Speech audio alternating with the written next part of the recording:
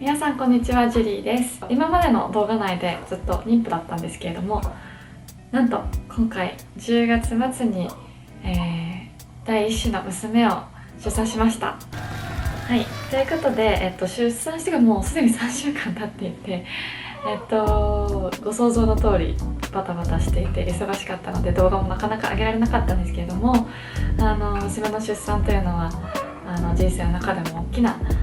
家族にとってのイベントだったので、皆さんとシェアできたらと思って今回出産レポートということにしました。で今赤ちゃんも横でいい子にしゃっくりしながら寝ててくれてるんですけど、もうご覧の通りも私ももうようやくメイクができたぐらいでバタバタしています。今後も赤ちゃんとの生活であったりとかも動画にしようと思っているので、ぜひチャンネル登録の方よろしくお願いいたします。そもそも、私は39週で、大学病院で無痛分娩の計画出産をしようと思っていたんですけれども、なんとまさかの、緊急帝王切開になってしまって本当想定外の出産でした。でも母子ともにで、出産2日前に母が日本から来てくれて、今日はペトロイドの空港まで、母を迎えに行きました。いやでも閑散としてます、やっぱり。でも母が来てくれたのは本当に助かりました。母が来てくれてないと思うともう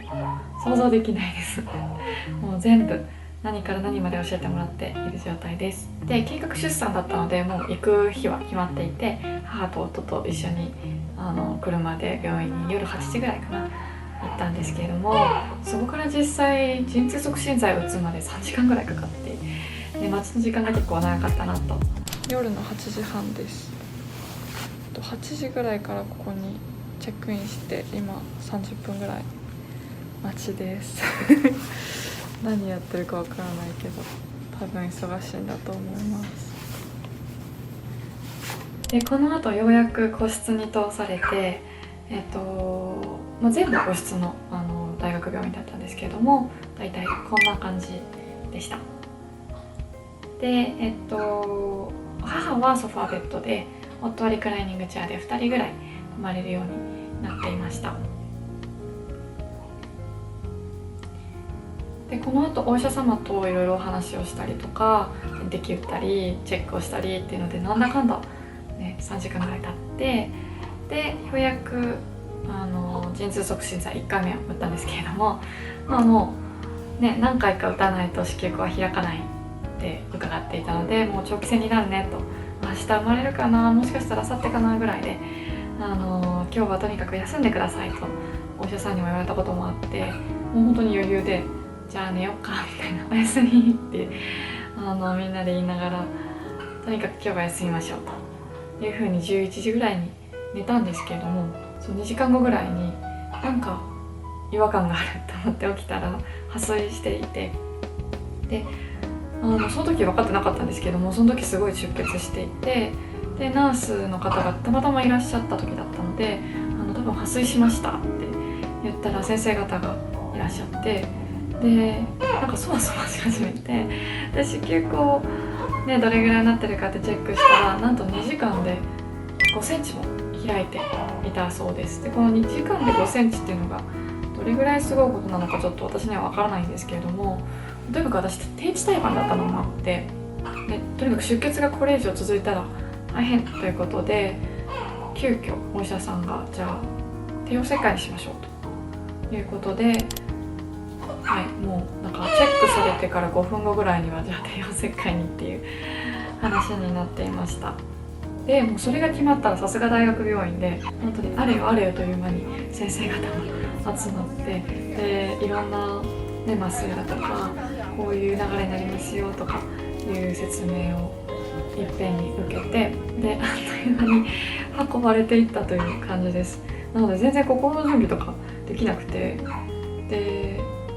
もう母と主人にも行ってきますっていう感じで連れて行かれて、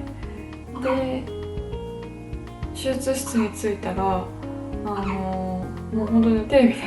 見た手術室だって、今までね全然怪我とかしたことがなかったので初めてだったんですけども、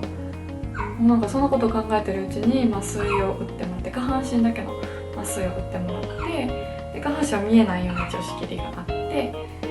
で手術が始まりました。で主人がどうだったんだろう、途中で立ち会い出産ということで来てくれて、隣にいてくれるんだとなんとなく意識の中であったの。数分後には産声が聞こえて、で生まれましたよと、もう本当にびっくりして、感動もしたんですけれども、とにかくびっくりの方が大きくて、でそこからはもう赤ちゃんを主人が隣で抱いて生まれたよってやってくれてるんですけど、私自身ももうとにかく出血がすごくて寒いし、麻酔で朦朧としていて、あんまり意識がなかったかな。でそこから縫い付けですね、縫い付けが終わって、でまた個室に戻ったんですけども、そこからもう赤ちゃんもずっと同じ部屋にいて、アメリカの出産は本当に入院時間が短くて、通常だと24時間で、帝王切開だと48時間なんですけども、私ももう24時間以内には立ってお手洗いに行くトレーニングがあって、でその翌日には退院でした。でもそのトレーニングが本当に辛くって、体を起こすだけで頭は痛いし、息するの難しいし、とにかくお腹が痛いしっていうので、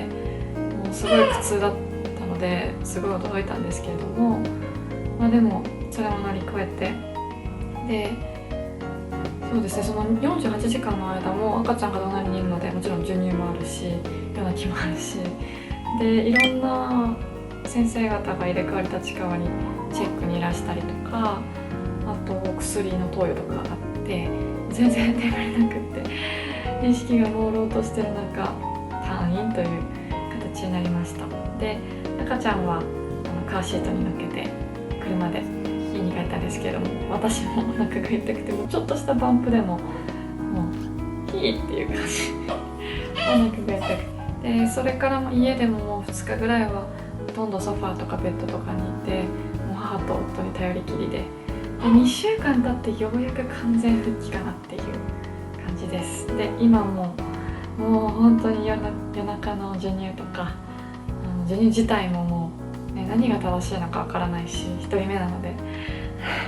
いろいろ大変なことはたくさんあるんですけれども、母と夫のお助けもあり、とにかく赤ちゃんがもう可愛いので何しても許せちゃうかなと思ってます。今も隣でちょっと泣いてるんですけど、もうそろそろ救出しに行かないとね。はい、ということでざっくりではあるんですけれども、私のアメリカでの出産はだいたいこういう感じでした。ということで出産レポートでした。はい、またね、新生児との生活とかもアップデートしていきたいなと思うので、ぜひチャンネル登録の方よろしくお願いいたします。それではまた次の動画でお会いしましょう。じゃあね。こんな感じで待っててくれました今日はご機嫌ですね。